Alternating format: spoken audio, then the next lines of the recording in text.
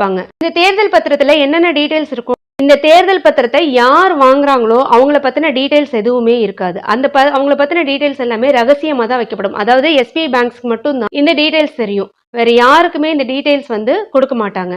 அதுக்கு பதிலா அந்த பேங்க்ல ஒரு உறுதிமொழி பத்திரம் கொடுப்பாங்க. அந்த உறுதிமொழி பத்திரத்துல எந்த கட்சிக்கு பணம் கொடுக்குறாங்க, எவ்வளவு பணம் கொடுக்குறாங்க, இந்த 2 டீடைல் மட்டும் தான் இருக்கும். இப்போ ஒரு தனிப்பட்ட நபரோ அல்லது தனிப்பட்ட நிறுவனமோ ஒரு கட்சிக்கு டொனேஷன் கொடுக்குறாங்கன்னா, டொனேஷன் கொடுக்குறவங்களோட பேர் இருக்காது. அதுக்கு பதிலா அந்த கட்சியோட பேரும் அவர் எவ்வளவு அமௌண்ட் கொடுக்குறாங்கன்ற டீடைல்ஸ் மட்டும் தான் இருக்கும். ஆனா எந்த கட்சிக்கு கொடுக்குறாங்களோ அந்த கட்சியோட அக்கௌண்ட்ல இந்த பணம் கிரெடிட் ஆயிடும்.